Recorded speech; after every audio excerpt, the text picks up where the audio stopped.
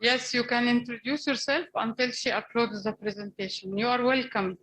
Okay. Good afternoon, everybody. My name is Julia Page, and I work with UN Habitat, with specifically the Participatory Islam Upgrading Program, which is a program that was initiated by the Organization of African, Caribbean, and Pacific Group of States with funding from the European Commission. This was a program that was initiated in 2008, and we are here to share some of the experiences that we've had with working with the private sector. So I'm being joined by a colleague of mine called Anna Sobchak, and she was to upload the presentation. Let me just give me one moment, please. Yes, I think. Welcome. You will have only 10 minutes, please, to present. Only 10 minutes. Okay. Thank you. You're welcome.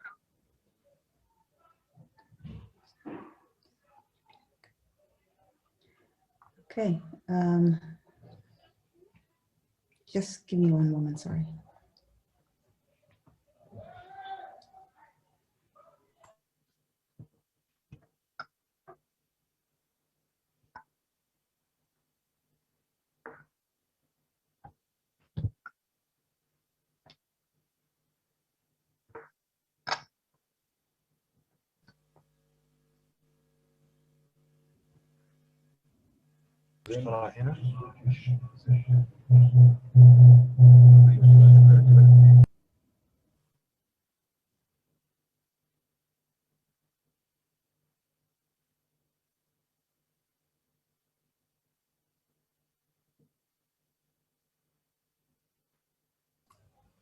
Okay, so as my colleague is trying to join us, I know we don't have much time, but I can quickly go through the presentation that we were to present today. It is just a presentation to show you how the PSGP, in short, which as I mentioned is the Participatory Islam Upgrading Program of the UN Habitat, how we are working with the private sector to first to stimulate innovation in critical sectors, and that's to help us accelerate delivery of solutions that are being faced in slums and informal settlements.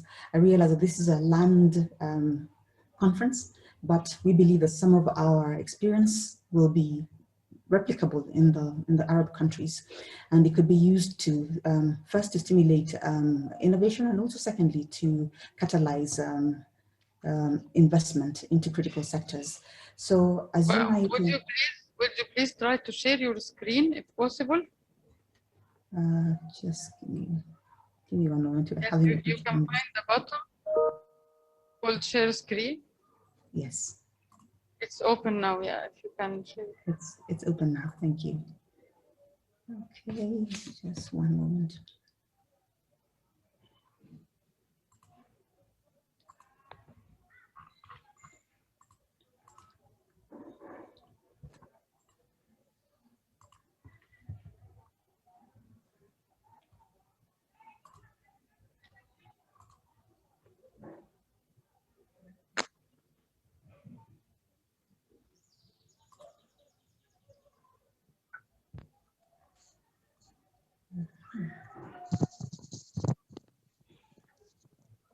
Hello. Yeah, sorry, I'm just. Hello, this is Anna. I managed to join with the other link. Oh, good, Anna. That's good. With your link, Juliette. Okay. Sorry. Hello, Anna. Hello. Yes. So can I share my screen? And yes, please. Yes, please, because we are running out of time. Yes. Yes. Yeah. The link was not working. That was provided with. So I used the one of my colleagues. I'm not able to share. So someone please share the presentation. I don't seem to have the rights to share the presentation. So kindly share for us.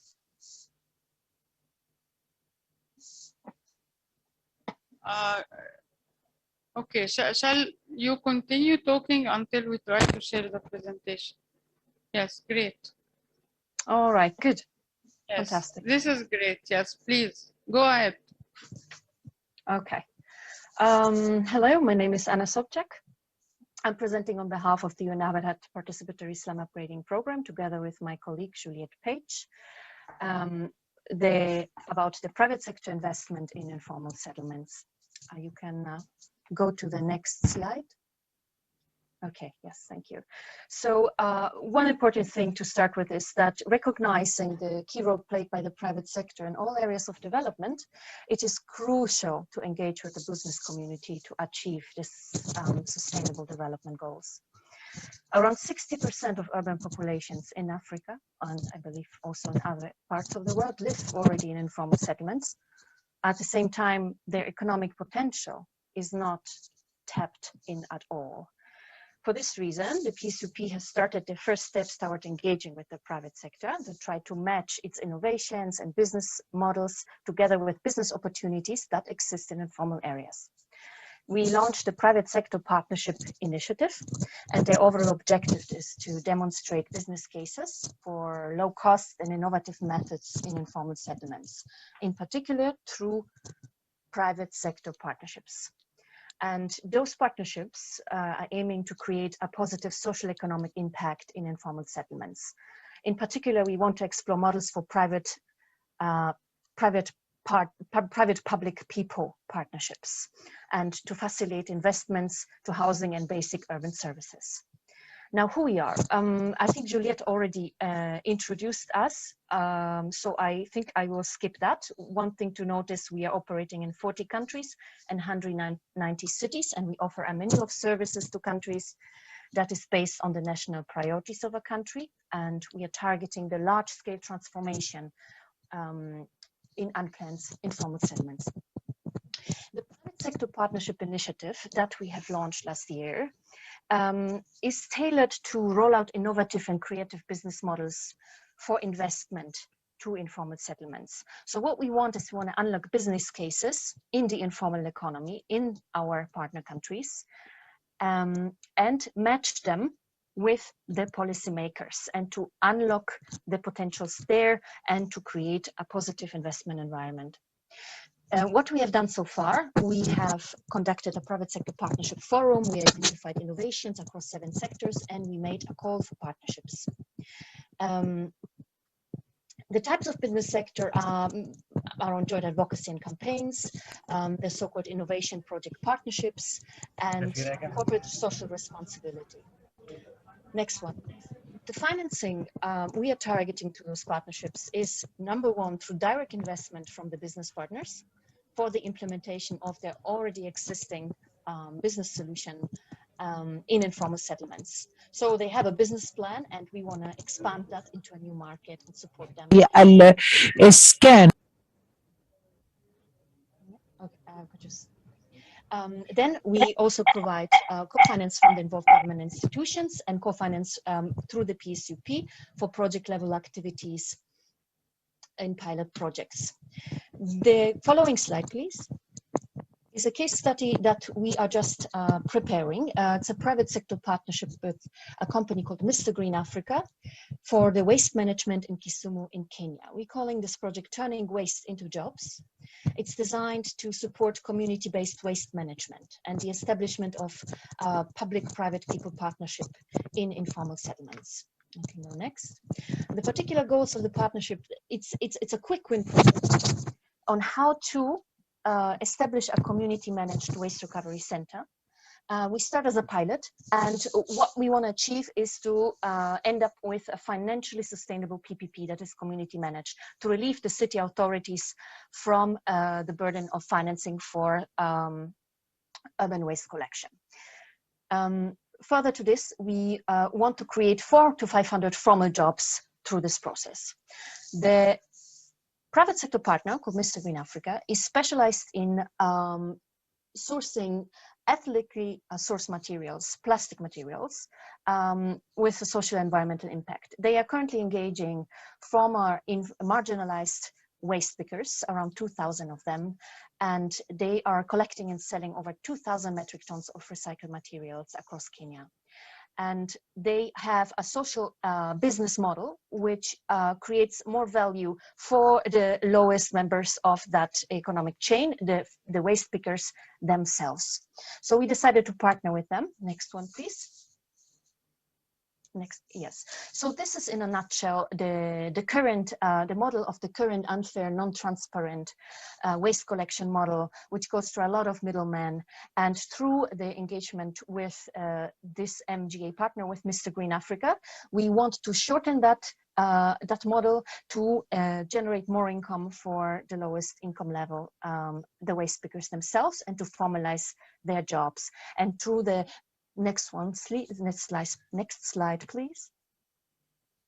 So what we want to achieve is our partnership model, whereas the community-based organization is empowered toward a PPP for community waste recovery center. In this model, the private sector partner serves as a sustainable offtake partner to the center and buys the plastics at fair prices and supports the financial availability and sustainability of the center. The role of UN Habitat is that of an enabler. So we provide training and participatory planning with a community-based organization. We form a project steering committee, and we establish a community managed fund through which the community will be enabled to manage the incomes from that center. Now, the city of Kisumu in this process will sign a district performance contract and will formalize the partnership toward a PPP in consultations throughout the project. Now, the idea is that the waste center surplus will be directly paid back into the community managed fund that will serve to improve the quality of life of the center members. And as we go ahead, obviously, the main goal is to create formal jobs in the informal settlement. Next one, please. And over to Juliet. So this is just to present to you some of the innovative financing mechanisms that we are currently pursuing as PSUP, because we've realized that in the informal settlements, there are market failures that prevent the private sector from investing in informal settlements. And the solutions that we're using have been quite effective because they stimulate innovation in critical sectors. Two, they catalyze investment in terms of capital from various sources for different growth stage enterprises. So we have the early stage, we have the growth stage, and we have just regular micro enterprises that are willing to invest in informal settlements, but they lack the capacity. So this is where we also come in and we have partnerships. So through our partnerships, we are partnering with incubators and business accelerators who are helping us to increase the investment readiness of the enterprises that we're supporting. So it's an integrated approach that we're using to ensure that ideas are crowdsourced from the communities themselves or those who understand the challenges they're facing.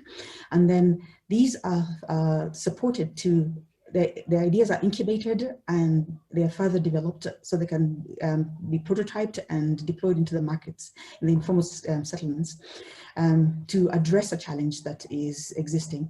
We have, if you can look at the slide that I have here right now, we have three ways that we're going about it. We have a community managed fund, which my colleague Anya has already mentioned. Community managed fund is an innovation of the PSUP, where we leverage public financing for community programming. So governments provide some form of financing that is used to crowdsource ideas from the communities, and they are funded to develop their ideas into... Juliet, yes. excuse me, you have only 2 minutes, please. 2 minutes, okay. So the other innovative financing mechanisms are also challenge prizes and also the challenge funds. We find that these are quite useful because they help us to start with. They help us to crowdsource ideas, so we get ideas from the communities themselves. We get partnerships who help them to incubate the ideas, accelerate their businesses, and then the financing itself will come from different sources to enable them to deploy these innovations in different sectors. So this is, just to wrap up, these are mechanisms that can be used in various sectors because in terms of lands, in the challenges being faced by the lands, communities can be brought together and they compete for a challenge prize, and the person with the best idea, innovative idea to a large challenge is funded to further develop their idea into a product or a solution that can be either commercially deployed or socially. So that's it for me right now. Thank you very much for your time, and if there'll be any questions, we are available for your questions. Thank you very much. Thank you, Anna. Thank you, Juliet. If we have any questions, we can take 2 questions quickly. Any questions? May I ask you, Anna and Juliet? Yes, I like very much the model that you presented on solid waste management, PPP. However, I wonder if you have applied such a model on land management situation, or this is one of your plans in the future. Thank you. If I may respond. Yes, please. Yes, please. You're welcome. So the P2P, as you know, is not directly involved in land management, except for secure land tenure. We have not applied this model yet. We have just launched this partnership and we are starting in May. So I'm sorry, I cannot give you an example from land management. Okay, but it is in your plans as a project, as a program. Hopefully, maybe next time we can hear examples from your side. But I thank you very much for the excellent presentation and the examples you raised in your presentation. Any other comments? I have a question. Can you hear me? Yes, please. Yes, Shahrin. Yes, I'm the next speaker, but I was very interested in you are welcome. You're welcome to ask. Yes, please. I was very interested in your presentation, and also I know a little bit about your program. I was wondering, in the last slide you had the strategies, and under the strategies you had a point of partnership. So I was wondering if you already have some specific strategies on how to operationalize these partnerships. Because we are talking now about the public-private, let's say, or the civic-private relationships and collaborations, which oftentimes in these informal settlements is quite, let's say, biased or one-sided. So how do you plan to overcome this in your strategy? Thank you. Yes, we are getting into formal partnerships with the private sector partners.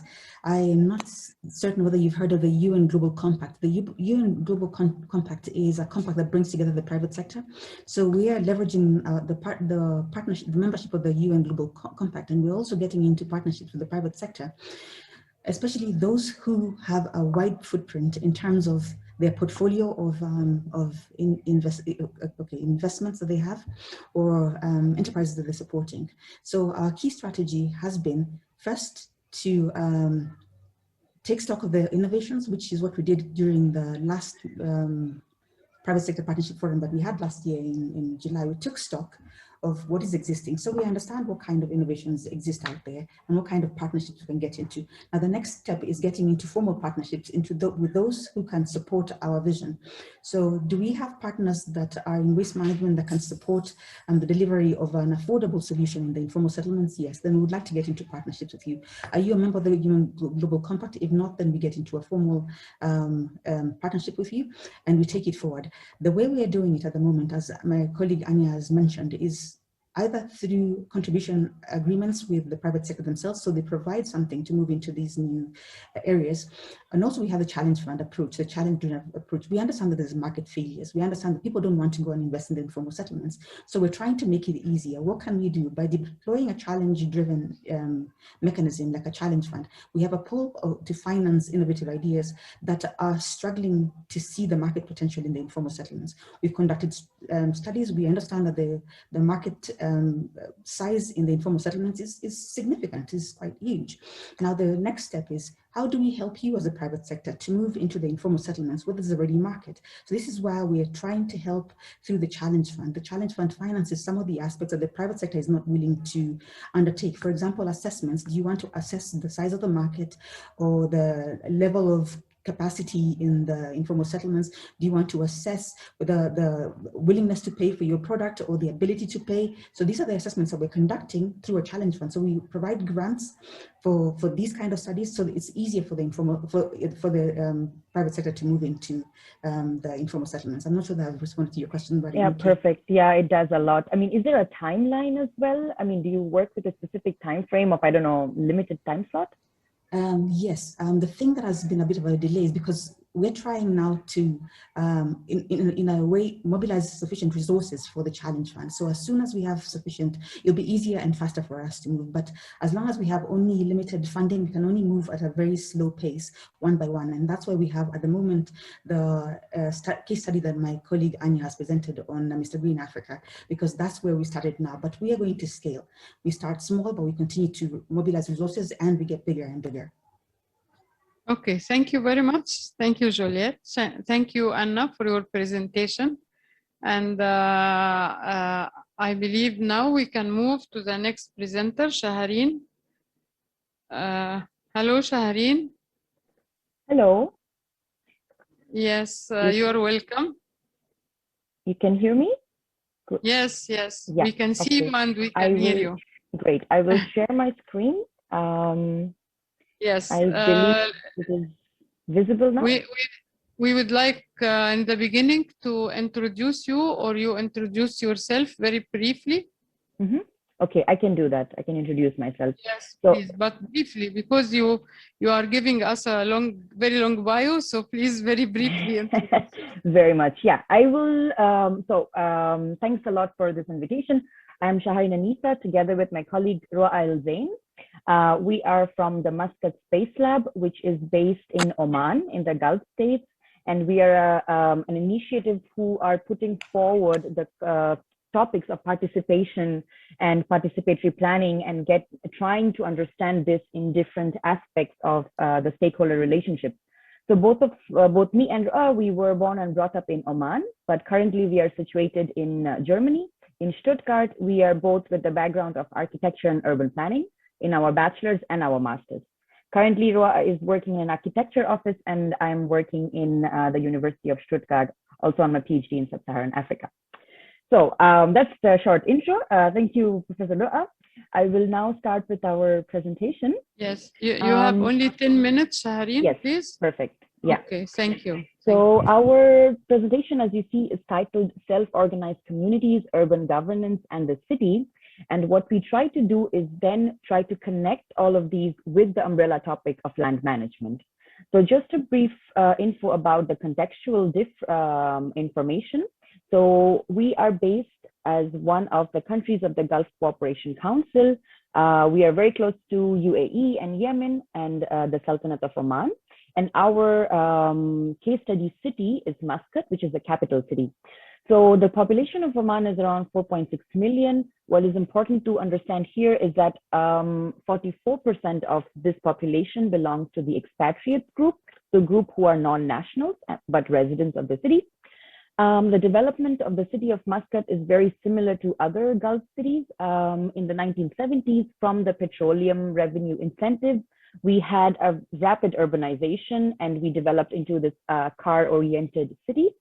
In terms of land management or land use, let's say, most of the land is, let's say, residential land use, from which primarily we have residential villas typology, which covers around 40% of the land which is privately owned.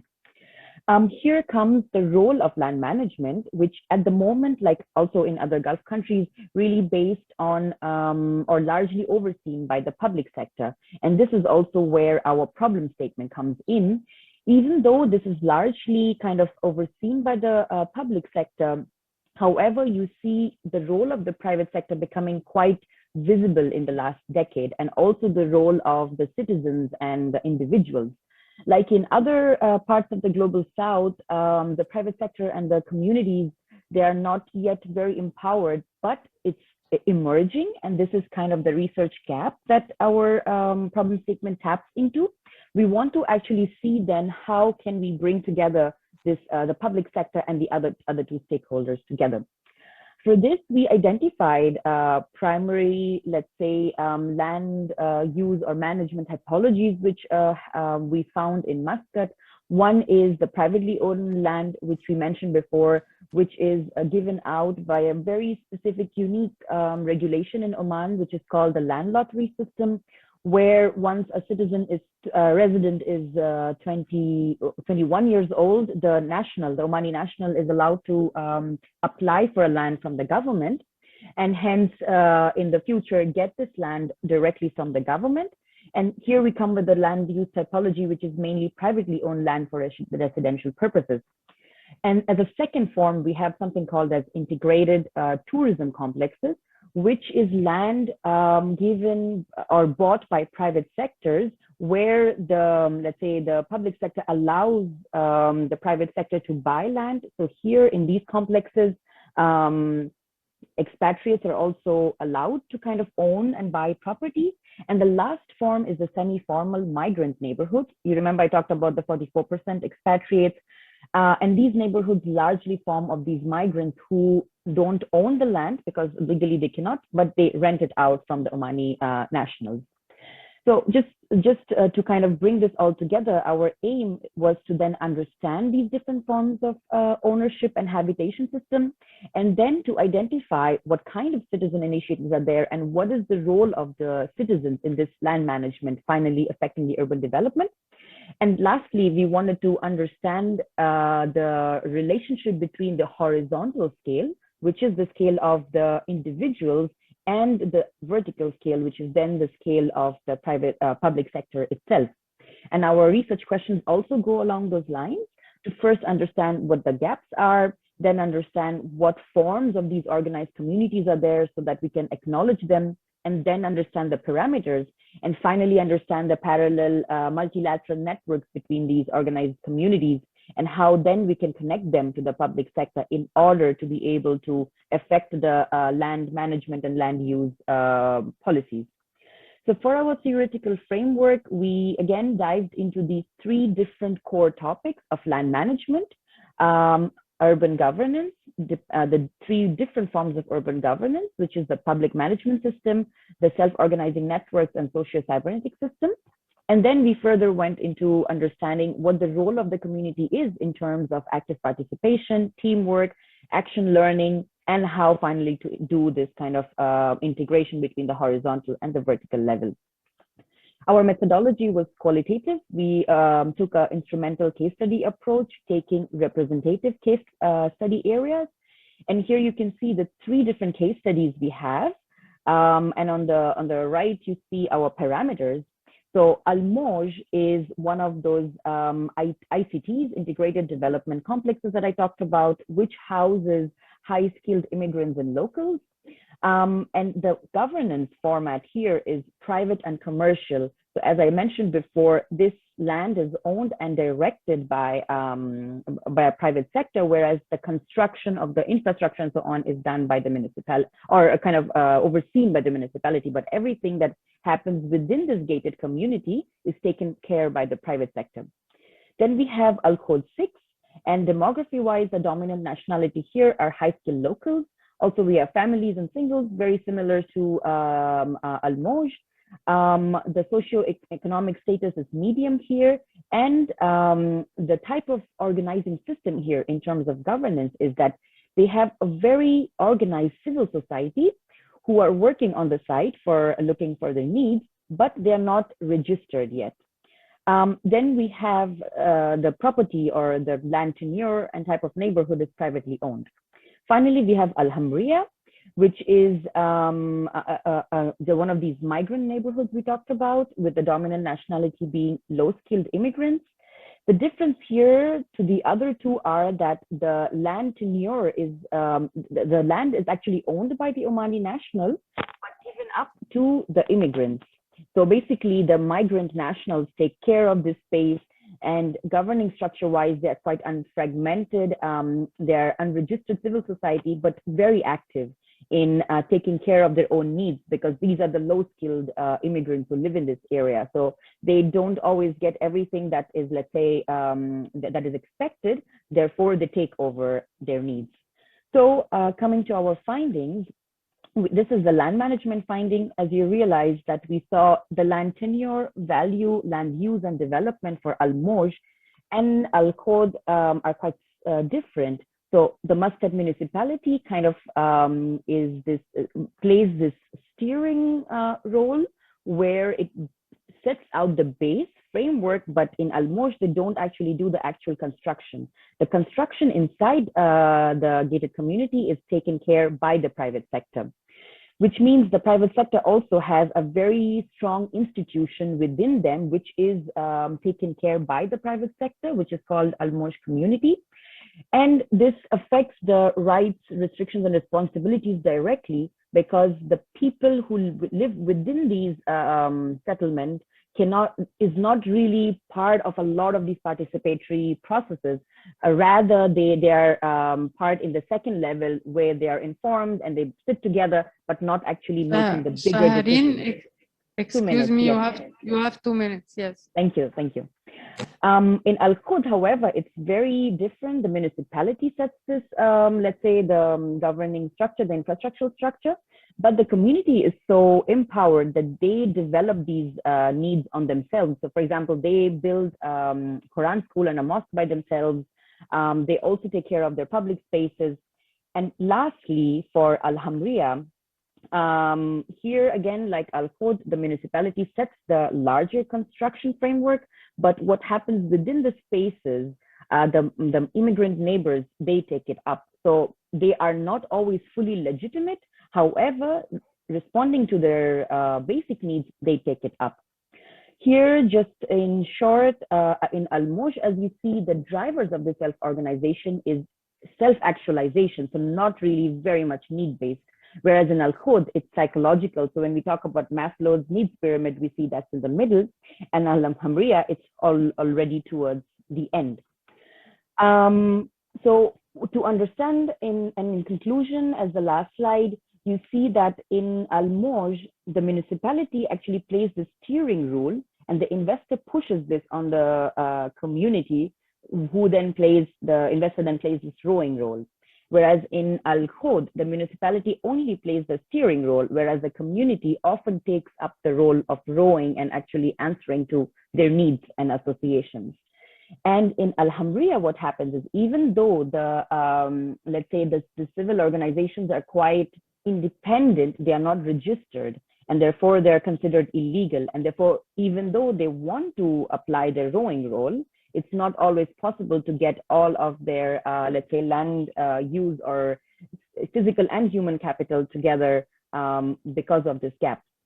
So in conclusion, there's clearly a gap between the vertical and the horizontal sector. And what we have identified is that this gap is highest in this kind of immigrant neighborhood, which lacks this possibility of communication with the private sector, and going down all the way then, let's say, to the Al Moj sector, which is quite, let's say, in the middle, and finally then to the private sector. Yeah, with this, we would like to end our presentation. And we are open to questions if some of you have some. Thank you very much, Sahareen, for being on time. Thank you, Roa, for the excellent work together. Is there any questions from the floor or from the online attendees? No? Okay, thank you very much. We can move now to the next presenter, Engineer Riham Ali. Yes, please, Riham.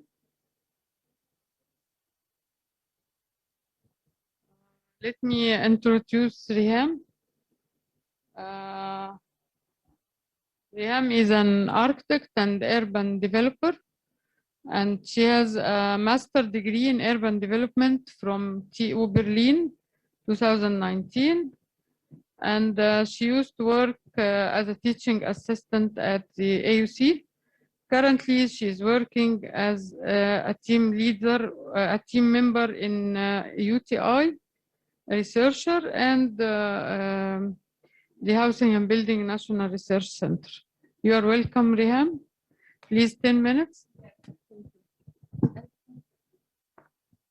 Okay, first of all, I want to welcome you all to the session.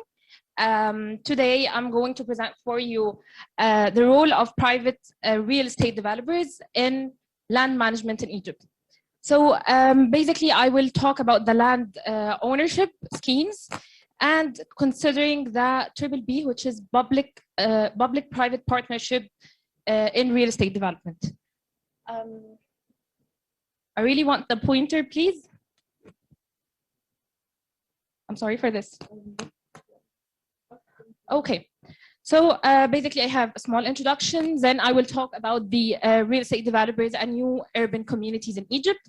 Moving to the land ownership schemes, as I told you, and focusing on the BBB. Next, please. So to give you a fact sheet about Egypt, basically there are 100 million Egyptians, the largest population in the Middle East, and we're having 100 million hectares of land. But interestingly enough, we're having 4% of this land that is inhabited. Next, please. You can understand the growing demand for real estate and construction. So the construction sector is very important in Egypt. It goes to 6.2% of the national GDP. You can relate this to the share of the same sector in the US and the UK. It's around 6 and 7%, so it's a major sector to the economy. And what's doing this is 10,000 companies. Out of them, we're having 300 mega real estate developers that already poured $1.5 billion USD in 1 year for housing. So now the question is, when this mega sector has started in Egypt, the real estate developers, private sector, intervening in the in land development in Egypt. Next slide, please. So the starting was in 1905 to the Belgium investor, Baron Imbem, doing the Heliopolis master plan. And then many projects led by the private sector has developed many neighborhoods in Egypt like Maadi. And next, please. In the 50s, this booming industry has encouraged the government to intervene and to finance these projects. And we're having the Mohansin and Nasr City neighborhoods, which is very famous neighborhoods in Egypt. And right now, and from started back to the 1990s, what's happening is we're having a trend for this real estate. What's happening? We're having gated communities that spread over the outskirts of the Great Cairo region. So you can see the eastern extension and the western extension that is filled with compounds. And to give you some numbers, we have built 300,000 units in 1 year, in 2018, 2019, where the government built only 35%. Out of these 35%, we're having 80% for the social housing, while the 65% supply of the units coming from the private sector, targeting mainly the upper middle class and the high class in the compounds and so on. So we're having major sector with so many activities going on. So the question now is, who does what? And who's running this development? So we got the regulatory and the institutional framework, which is NUCA. NUCA is New Urban Communities Authority in Egypt. It has been found according to the law of 59 for the year 1979. And NUCA owns the land of the new urban communities in Egypt. So what's happening is that the land is owned by the NUCA, and then it started to transfer the ownership to the real estate developers. And it comes under four schemes of ownership. Firstly is direct sale, or in Arabic it's تخصيص. So what is تخصيص? Simply you transfer, you buy and sell the land, and that's it. Secondly is the lease usufruct. Please get back to the slide, thank you. The lease or usufruct, which is حق انتفاع in Arabic, in Arabic. Okay, sorry for this. So what's happening is that you develop the land, but you don't own it. You just develop it. Thirdly is the transfer of assets. This is basically نقل أصول that happened when NUCA sell the land to one of the governmental institutions. So it's deducted from NUCA account in the investment bank. And fourthly is the public-private partnership, which is BBB. And we're focusing more on this scheme. Next, please. What is BBB? I think you all know. Anyone can share with me what's BBB without seeing the slide? Can anyone help? What is BBB? No one knows about the approach. Okay, so the approach is basically a partnership between the public sector and the private sector, where the private sector is going to provide a service or a product that actually or traditionally should be transferred or provided by the government. And that's why this is because to limit the burden on the government. Next slide, please. So what's happening is the private developer goes to the NUCA and get the land with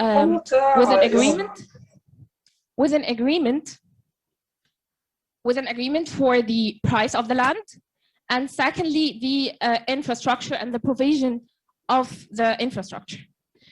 And then the NUCA in the BBB got a share of the built units.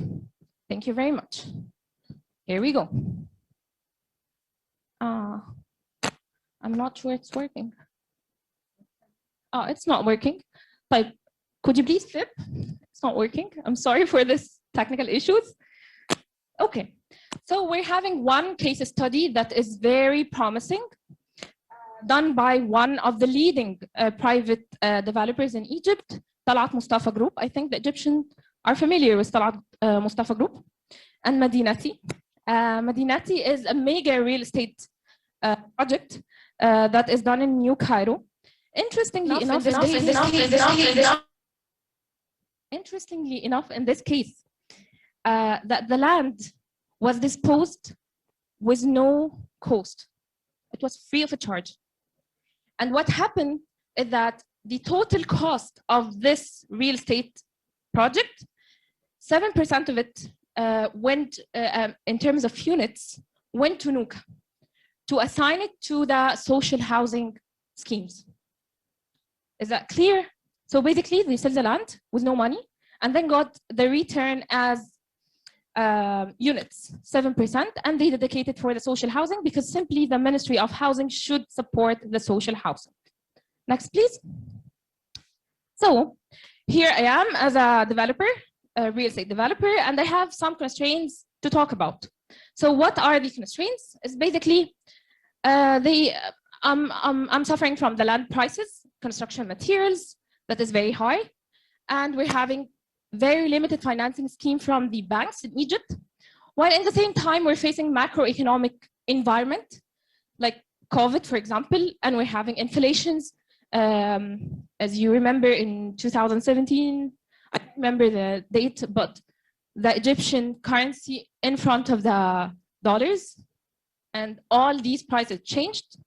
And fourthly, I'm facing problems in regulatory and an institutional framework of the process and the complications. Please, next, please. So right now, I'm back as a neutral person. I'm no more a real estate developer. So let me make it very objective for talking about this subject. I have opportunities of very interesting growth in urban communities and very rapid, because this is the nature of the private sector. And we're having lower economic burdens for the government to provide housing. And definitely what's really interesting is increasing the land value of arid area. You have a desert, you have a sand, and then it becomes gold. And this is very interesting for the government. But on the same time, we're having threats, which is basically the clarity and the fairness of the valuation of the land. Who set this price?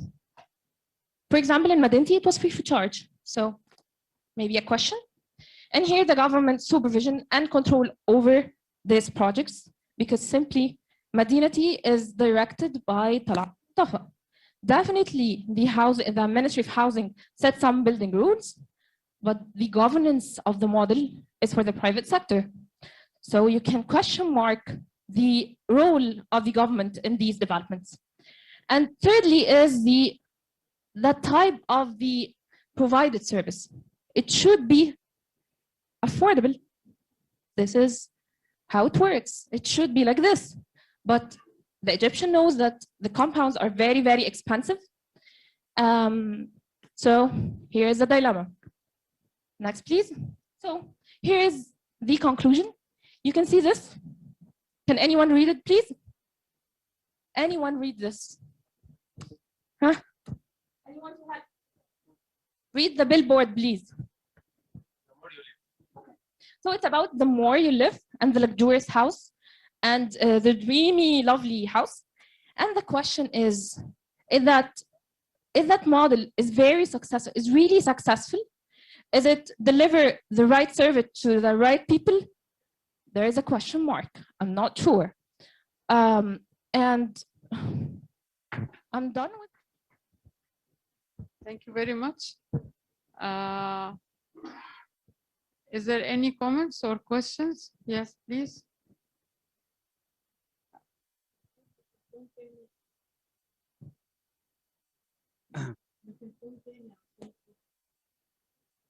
Yes. Please. Yeah, sure. Thank you very much. I'm Yaman from Human Habitat Syria. So I have two questions. First of all, it's very interesting to hear about this triple P modality or approach in Egypt. My first question is that, of course, the master plan is issued by the municipalities and all this relative authority.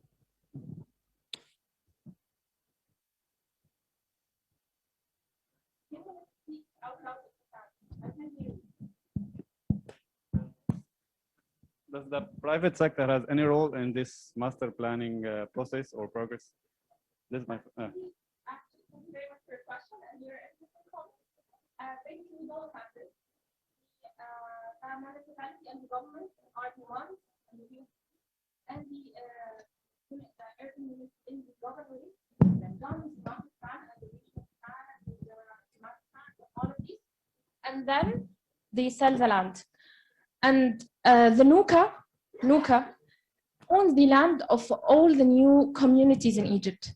So basically, they set the rule, and then they sell the plots. They have like public auction. I don't know how it's Arabic. We don't have time. And then he sell it to the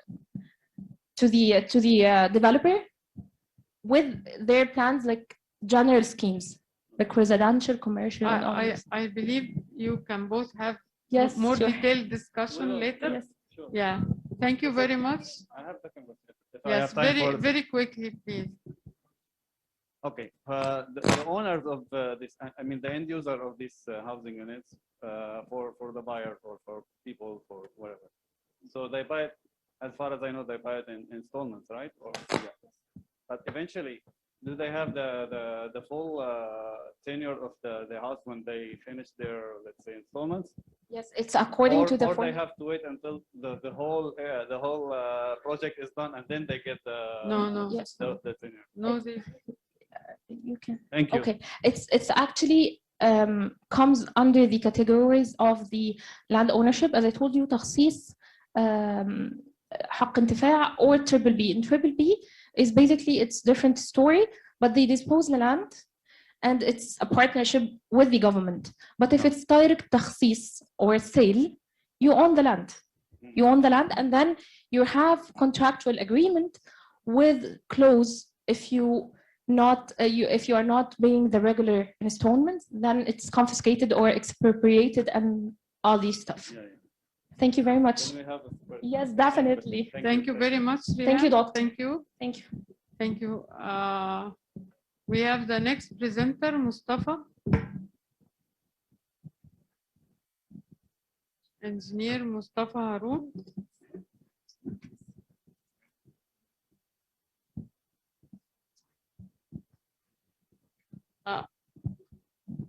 Mustafa Haroon is an architect. He has got architectural engineering from Cairo University with honors. He's currently doing his master's in the United States. Yes, in Arizona State University, construction and real estate property management. And I am an architect and urban planner with profound passion in real estate development and land-based investment. My presentation will be mixed between English and Arabic. So if anyone not familiar with Arabic, it's recommended to be here by. No, it's better to have it in one language. One language. You mean the slides? Yes. No, yeah. Presentation. You speak one language, please, for the translation. Yes. And 10 minutes, please. Perfect. Okay. My topic is about the analysis of managing and transferring ownership of public land assets in Egypt, with taking the case study of the sovereign wealth fund, Salah. This is the table of content of my presentation. It will be first all background of land management system in Egypt. Then it will be about the sovereign fund of Egypt background. Then it's about its mandate, and then about recorded transactions that had been recently. Then about the role of this fund in urban development strategy. And I could answer the question that you asked about the role of real estate private sector in strategic urban development in Egypt. Okay. First of all, I'd like to mention that the land management of public land in Egypt is a very complex and dynamic since the 70 or 80 years ago. It's about the dilemma of land tenure and access to data, then regulations and development. First of all, I'd like to start about who owns the public land in Egypt. The land tenure of public land in Egypt is scattered and fragmented between different authorities and ministries and governments. So it's the first dilemma of this topic. Then the regulation. The regulation in Egypt is divided into two sectors. The first one is NUCA, as she mentioned, and local municipalities and the governments that are making decisions. And on the other side, there are two authorities that are confirm these master plans. Then the third one is development.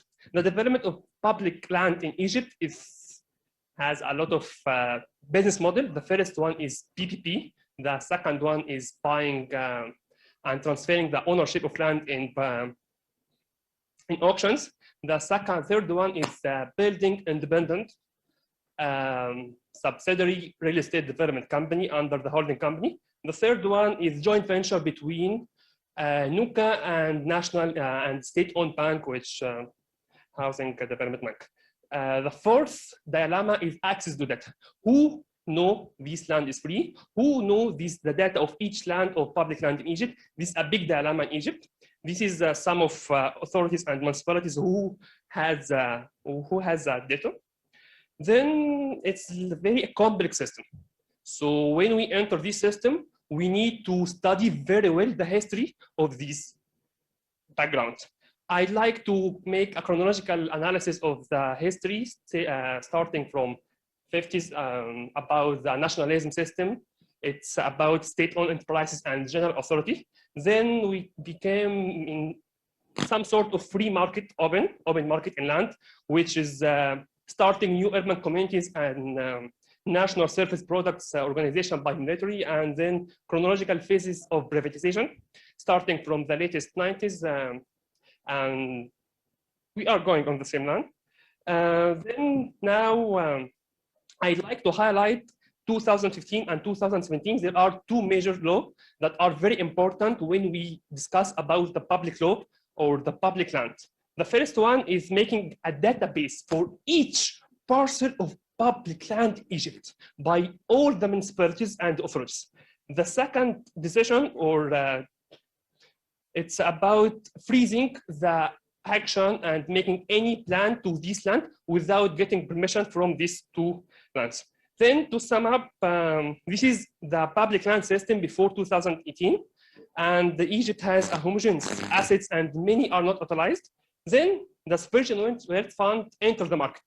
It's like have a role in vital to own these assets and make best use for them. This is about some sort of organizing or making analysis of the management. Is it public or private?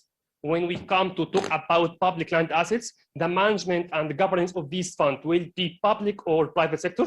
It's kind of merged between two to make the benefits of governance of institutions. Then it's about how the Sovereign Wealth Fund will have its land. First one is about presidential decree. The second one is acquisition of state-owned bank like Arab Investment Bank. The third one is partnership with state-owned enterprises. And accordingly, all these assets will be under the umbrella of Sovereign Wealth Fund. The fourth one is partnership of authorities like NUCA or AFCAF or so on. To sum up, this is a land-based investment ecosystem before the Sovereign Wealth Fund. The market was lacking a lot of access for information and transparency and inadequate financing and lack of incentive for private sectors to encourage the private sector to participate in the strategy of urban planning. Then the role of Sovereign Wealth Fund will be, you say, it has a lot of roles can do. The first one is it's a catalyst for private sector participation. Could be in some sort of heritage. If any one of you familiar with heritage and monuments law in Egypt. The second role could be facilitators when it comes to some of subsidiaries of state-owned enterprises. The third one could be broker to sell equity stake in state-owned bank with private sector consultants. The fourth one could be investors to property management of old and heritage buildings and assets in downtown. The Sovereign Wealth Fund mandate, it's about facilitating the platform for private sectors to enter the land market in Egypt. These are could be the three main mandates for the Sovereign Wealth Fund. The first one is do things differently and checkered all the peripheries. كل البيروقراطية اللي كانت موجودة اللي احنا which is make in the first slice of the complex system of land management. It has an utilized lands by ministries, authorities, state-owned enterprises. The second mandate could be improve the way of doing business in achieving strategic urban development in Egypt, like 2052. The third mandate could be work with the Turks and open the market for a new land market that wasn't open before. We will check this in this slide. It's about how can the huge amount of unutilized land that the ownership of them will be transferred to him.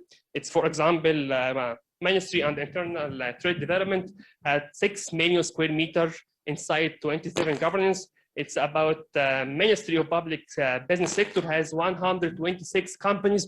All these lands and assets could be transferred, and the Sovereign Wealth Fund will have the power and investment plan to engage and inject the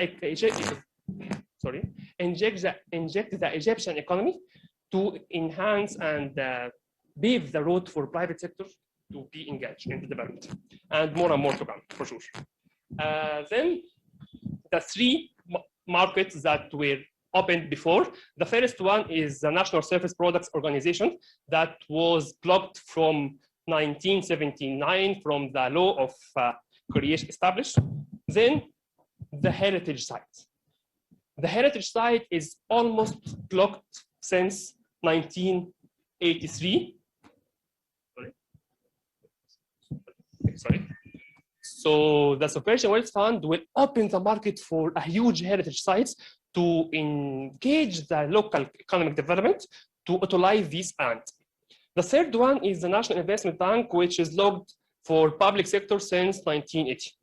All these sectors will be opened by one click. The Sovereign Wealth Fund will open all these sectors by one click, from investment mindset and private sector development mindset. I have two small case studies. The first one of regeneration of downtown of the National Strategy of Downtown 2050. It's about if any one of you familiar with the problem of downtown and regeneration of public sectors and state-owned enterprises, all these dilemma and the complex is one of the main challenges that face the Cairo development plan. So what is Virgin Wealth Fund do in this view? The first one is this is the two transactions that already done for Sovereign Wealth Fund. The first one is Mugamma Tahrir. The second one is parcel land of Hizb al-Watani front of Asr Nil Bridge. This is what Sovereign Wealth Fund has till this day. And this is buildings are, can say, Sovereign Wealth Fund has an access to acquisition these projects. All these heritage, recreational, open plan, open area, Maspiro building, ministries, buildings of foreign affairs and internal affairs, all these buildings could the Sovereign Wealth Fund open the key and enter the market and place them in the investment plan. So no doubt that Sovereign Wealth Fund will be the main player in the redevelopment of downtown Cairo. This is its role about revival in downtown Cairo. Blah, blah, blah, to sum up, okay. The second case study is heritage area. Time, okay, I have only 1 minute. The heritage area of Salah ad-Din Citadel, it's logged since, you know, the law of antiques and heritage area, block any deal on this land, but the new law of Sovereign Wealth Fund give permission for it to make a partnership with private sector to enter and make investment in this plan. This is the Sovereign Wealth Fund to revamp the historic area under Citadel, which is called Bab al-Azab. It's about 56 square meters surrounding one of the heritage sites in Cairo. And it's about, where's the pointer? If you know, okay. If you know these circles, it's about the map exporting from UNESCO 2014 report about heritage or regeneration of Old Down Cairo.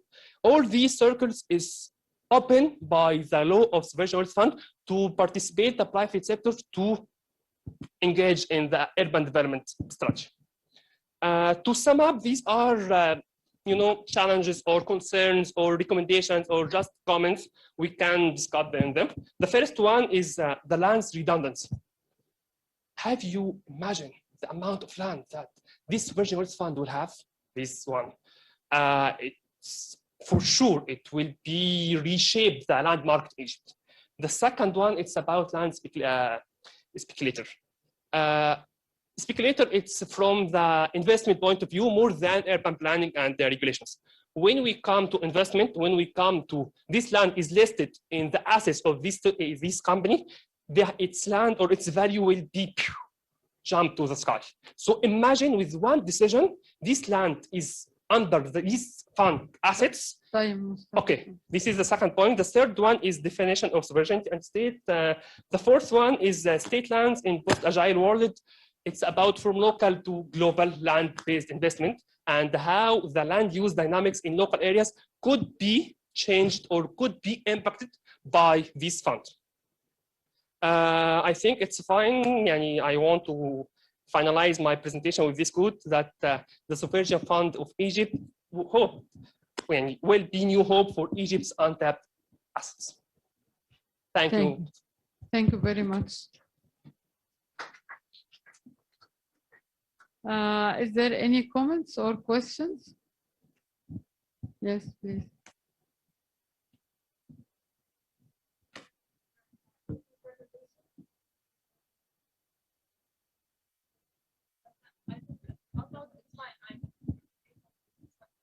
Thank you.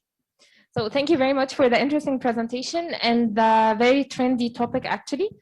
My question is, what happened before the SWF? Like who owned the land or these assets?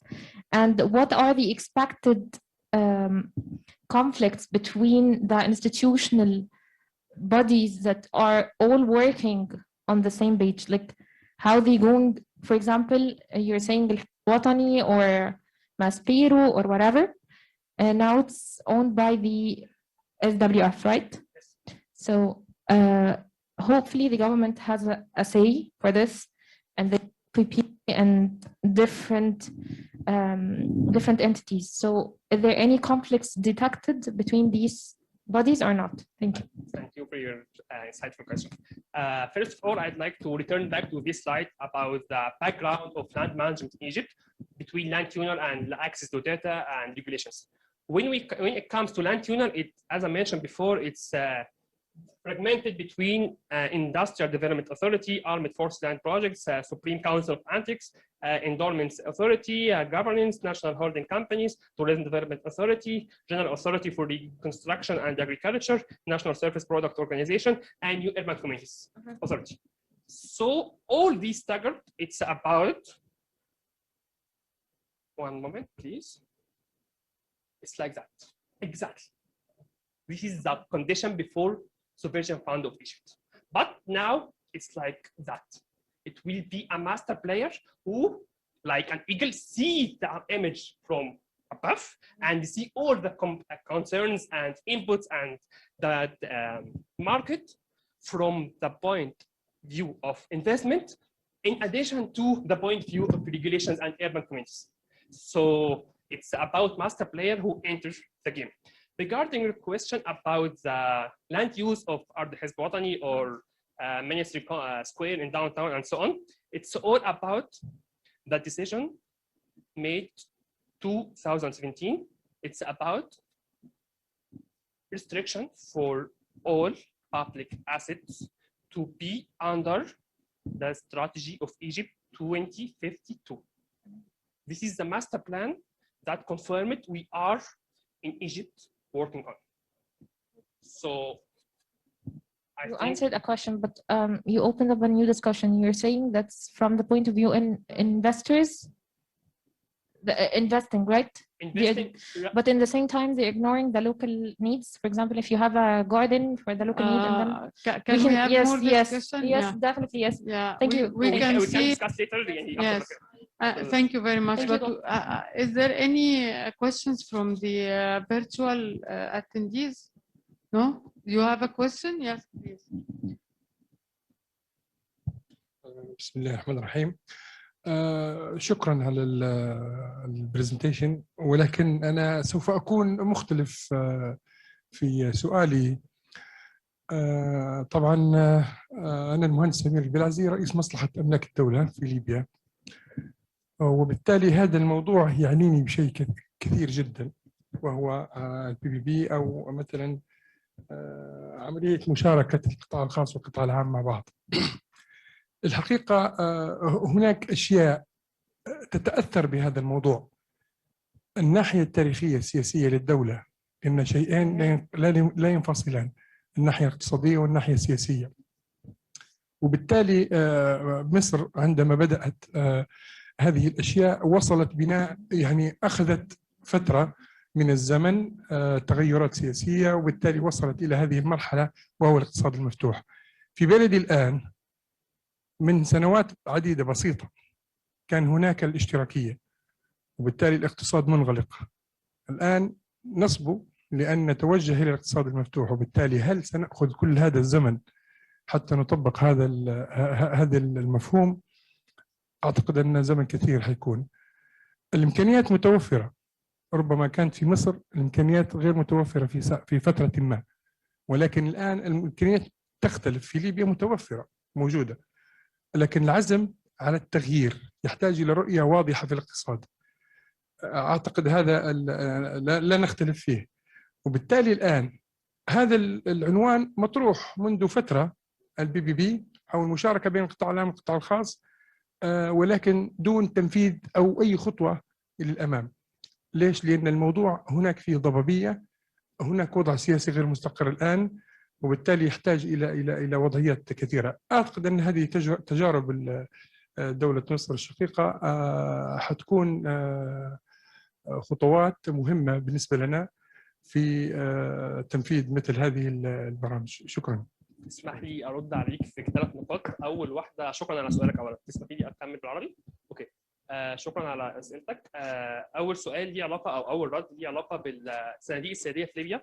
انتوا في ليبيا موجوده من قبل الحراك او من قبل الثورات الربيع العربي، اوريدي كان موجود صندوق سيادي، بس كان بيستثمر في مناطق مختلفه عن وجهه النظر دي. كان في الانفراستراكشر اكتر والمياه والريسورس، النيتشر ريسورس الموجوده، زي بعض الدول الخليجيه العربيه او الدول اللي عندها نيتشر ريسورس. ده اول سؤال. فانتوا اوريدي عندكم الموديل ده وفي نفس الاشتراكيه، كان موجود مع الاشتراكيه، فده اوريدي موجود. فخلينا نقول ان ده موديل could be adapted for different resources or different atmospheres. فدي اول حاجه. تاني حاجه ليها علاقه بمصر، البي بي بي ليه ما حصلش غير مؤخرا؟ لا، البي بي بي موجود في مصر من قبل الثوره، واللائحه بتاعته طلعت سنه 2010 بي بي بي يونت في وزاره الماليه، وموجود، وكان في شراكات في قطاعات معينه سواء البترول او سواء انفراستراكشر او تحليه مياه، فكان موجود البي بي بي من قبل الثورات، ومع الانظمه السوق المفتوح في مصر او مع النظام الاشتراكي. فهي كده كده موجوده، بس خلينا نقول من الكرسي للثاني للثالث يعني بتعمل تشكيل على النظام الحالي. فدي او ثاني نقطه. ثالث نقطه ليها علاقه بالوقت اللي انتوا هتاخدوه في ليبيا ولا لا. انا كان عندي تجربه في ليبيا، كنت شاركت في البورت او المينا بتاع بنغازي، بس يعني كميه التدخلات في تنميه المينا فيها ابعاد معقده اكثر بكثير من اللي احنا ذكرناها في الشارت الاول. يعني التعقيدات اللي انا عملتها او اللي احنا يعني في الريسيرش في الشارت الاول 1 على 10 او 0 على الشمال، مقارنه بالتعقيدات اللي موجوده في مينا بنغازي متعلقه بجيوسبيشال توبكس وحاجات، يعني موضوع اكبر كتير ومتداخل في حاجات كتير، مش بس القوانين ومين يملك الارض واكسس بتاعت الموضوع، اكثر تعمقا من كده. لكن انتوا على الطريق ولا لا؟ نامل ان احنا كلنا يبقى في مشاركه اكتر للقطاع الخاص والقطاع العام لتعزيز التنميه اكتر، والهدف الاسمى بتاعنا كلنا تعزيز الاقتصاد المحلي سواء الليبي او المصري او الاقتصاد العربي، بما ان ده اعتقد مؤتمر برضو ممكن العربي انا بشكركم جدا، وممكن برضو حضراتكم ممكن نكمل نقاش تاني في البريك، ولو اي حد عايز ينضم لحضراتكم. بشكرك جدا باشمهندس، وننتقل بس عشان الوقت لاخر بريزنتر آية. لا، هي فيرتشوال، هي معانا اونلاين. انا مع حضرتك، بس بحاول اعمل شير سكرين، بس لازم اهلا حضرتك وسهلا. تقفلي الشير سكرين الاول. اهلا بحضرتك، السلام عليكم. مهندسة آية مهندسة معمارية متخرجة من هندسة اسكندرية، صح كده؟ مظبوط. سنة 19، وهي بتشتغل كمدرس مساعد في هندسة اسكندرية. منورانا يا آية، اتفضلي، عندنا 10 دقايق بس لو سمحتي. اوكي. بتحاولي تشاركينا في الشاشة معاكي يا I'm ريت. sharing the screen. أنا Okay, فاتحاها. it doesn't appear yet. اوكي، حاول تاني. ممكن نشوف الشاشة لو سمحتوا؟ ثانية واحدة. أنا مش عارفة، في حاجة كده حصلت. حضرتك هتعرضي بالعربي ولا بالإنجليش؟ بالإنجلش. حضرتك شايفة الشاشة دلوقتي؟ لا. فممكن بعد إذن حضرتك أدخل وأطلع في ثانية واحدة؟ لا لا لا لا لا. أنا نفسي أنا عاملة شير سكرين وباينة عندي، بس مش عارفة ليه مش باينة عند حضرتك. نعم. أنا فاتحاها عندي، بس أنا مش عارفة ليه مش باينة عند حضرتك. اوكي. الناس شايفينها يعني هي مش هنا. طب خلاص go ahead go ahead. Okay. يلا Fine. اتفضلي. Okay. Bismillah. Good afternoon. Allow me first to introduce myself as the last speaker of this session. I'm Aya Abdelmalti, a tutor at Alexander University, and I'm talking today about gender mainstreaming and women's involvement in urban planning strategies. The new position of women is quite obvious. They're now able to express their needs out loud. It's not the same around the world, but a huge progress is observed. When we mention women, we think about the other half, men. Together, they create a comprehensive and successful society. So leads us to the term gender, which was introduced in architecture by women from a political feminist perspective in the late 1970s. Since then, they have reached scientific and professional progress, which make them able to compete with men and claim the rights to equity in various fields. The study focuses on strategic urban planning in Egypt, which is introduced using public-private partnership, a strategy developed in the past decade to encourage community participation in decision-making. The problem is the relative ignorance of the gender dimension and the diverse women's needs in creating urban planning strategies. Most cities around the world are designed and built by great male architects and planners with a masculine vision. So we need to observe women-friendly cities, cities that women participate in designing, planning, and building. It's a step towards women's empowerment, equity, and gender mainstreaming. The scope of this study is based on how gender mainstreaming benefits both women and men equally, taking into account gender differences and needs by influencing urban planning strategies and prompting the private sector and community engagement in order to create a gender equal, inclusive urban environment. In order to achieve the study's aim and objectives, it uses an analytical deductive research method supported by qualitative and quantitative research tools. It starts by describing the relationship between gender and urban planning and how it's inspired by the varied gender needs. Then it discusses the importance of taking women into account and encouraging their participation in land-related decision-making in Egypt. Gender mainstreaming is concerned with giving rise to both genders equally, in parallel with increasing global awareness and organizing gender roles.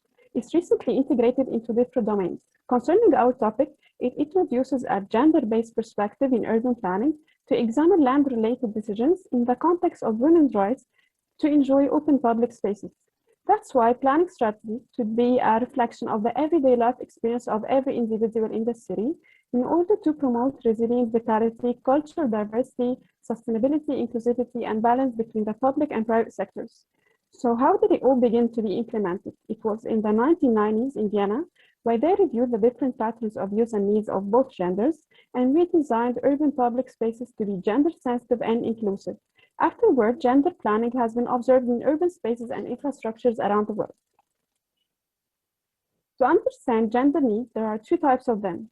Strategic gender needs, which are demanded by women as a result of their position regarding dependency on men within society for seeking for equality, while practical ones are identified by women with the context of their accepted role they play in society. It's more concerned with the shortage of living conditions. The point is that the current role of women outside the home has shown their interest in other needs corresponding to this new position in society, along with their aspiration and future expectations. So basically, that provision of these needs is the responsibility of decision makers through suitable legislation and strategies. Let's have a little background about the needs of women in urban public spaces. We're talking about tangible elements such as lighting, landscaping, urban furniture, signage, nearby emergency services, etc. And intangible ones like safety, a sense of belonging, positive interaction, accessibility, etc. However, it's a participatory process aiming to create the desired public space that fits all. As mentioned earlier, these needs vary according to different reasons. For example, a mother needs to have a close vision of the playground area, unlike an elderly woman that will not have the same needs, but wide sidewalks for slow-moving traffic. The public and private sectors work together for the achievement of equity, women's empowerment, equal contribution of both genders to participate in decision-making and developing gender-sensitive agendas. The main problem is the gap in women's representation, appreciation, and leadership. For example, if you focus on the African female participation experience, the Maghreb fights for gender equality for the past 2 decades, and it's translated into constitutional, legislative, and political repairs.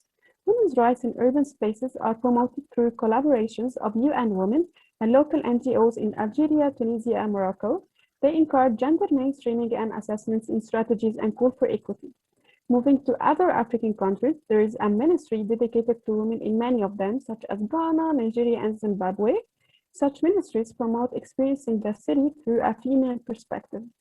Egypt's big steps toward gender equity and women's empowerment reflect the country's orientation of Egypt's Vision 2030, leading to the National Strategy for the Empowerment of Egyptian Women, issued by the National Council for Women, based on the 17 goals mentioned in the 2030 Sustainable Development Agenda by the United Nations. Thus, there are multiple ways of encouragement to support women's participation, like observing successful female figures, like Jane Jacobs, who was a powerful writer on cities with a feminine vision in the masculine urban studies field, or organizations support their thinking and encouraging them to participate and express their opinions, such as UN Women, the Association for Women's Rights and Development, the International Center for Research on Women, etc.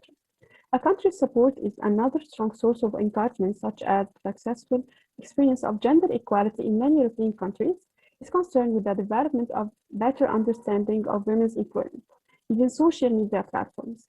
Despite half a century of feminism and claims for equality, women with professional backgrounds still face gender-related barriers and bias.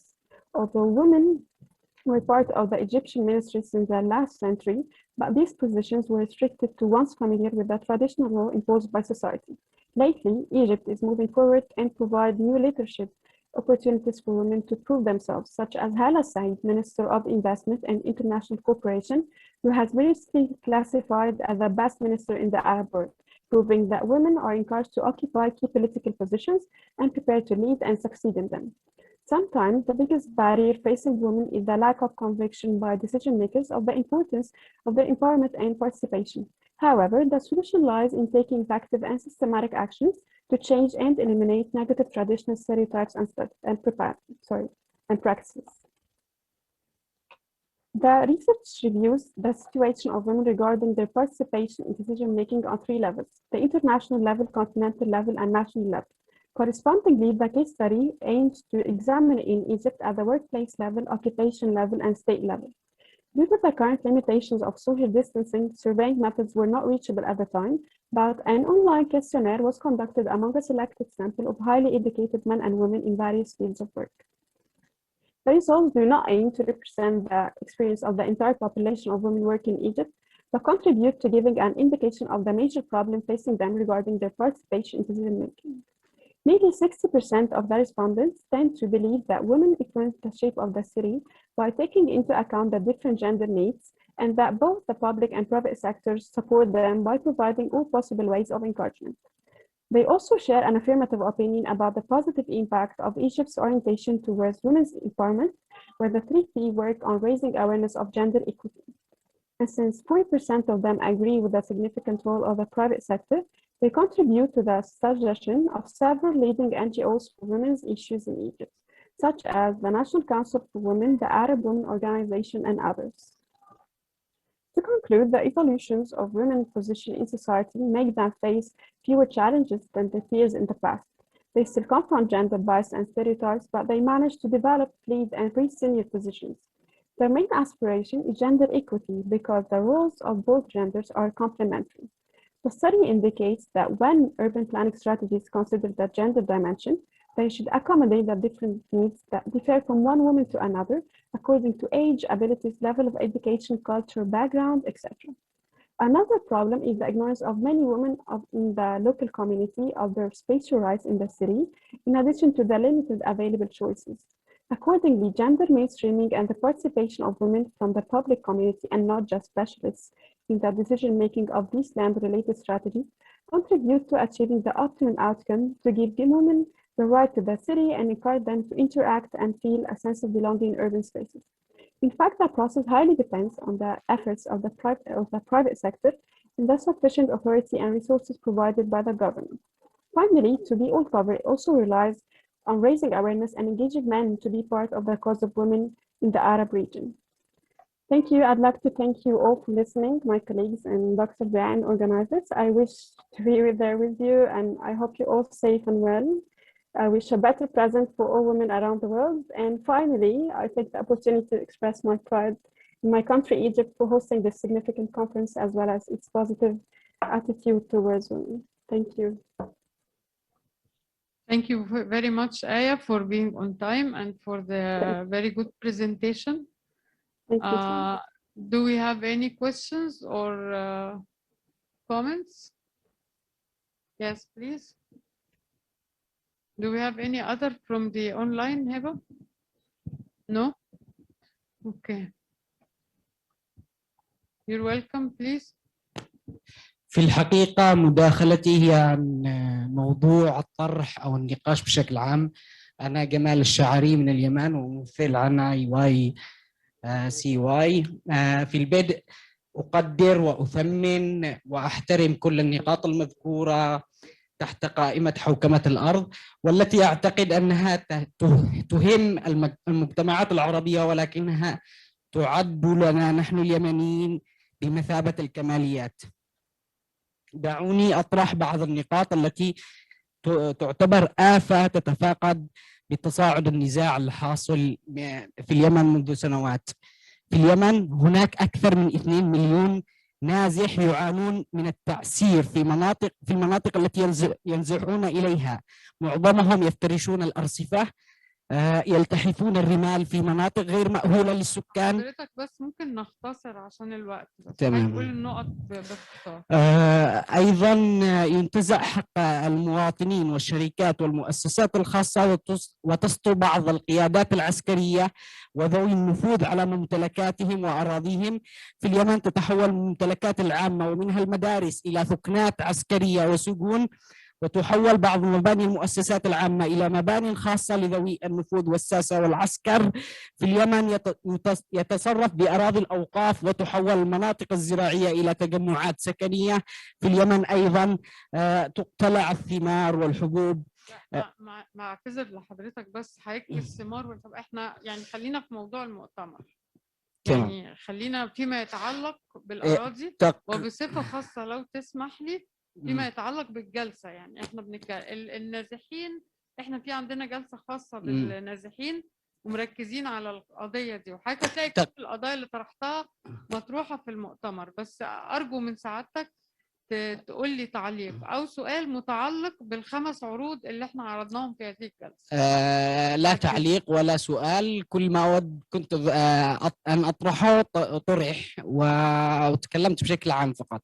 شكرا. طيب أنا بشكر حضرتك جدا، وطبعا احنا لسه في أول جلسة نعتبر في المؤتمر، وأكيد كل القضايا اللي حضرتك اتكلمت فيها هتطرح، القضايا اللي ليها علاقة بالأراضي طبعا، لكن في حاجات سياسية احنا مش هنتعرض ليها. وحضرتك أكيد مشرفنا بقية المؤتمر، وهتلاقي يعني احنا متكلمين عن النازحين والأراضي كل النقط هتلاقيها متغطية في جلسات تانية. فأتمنى بس لو في حد من حضراتكم عنده أي تعليق أو سؤال فيما يتعلق بالخمس موضوعات أو الخمس عروض اللي تم عرضها في هذه الجلسة. ما فيش حد أونلاين كمان؟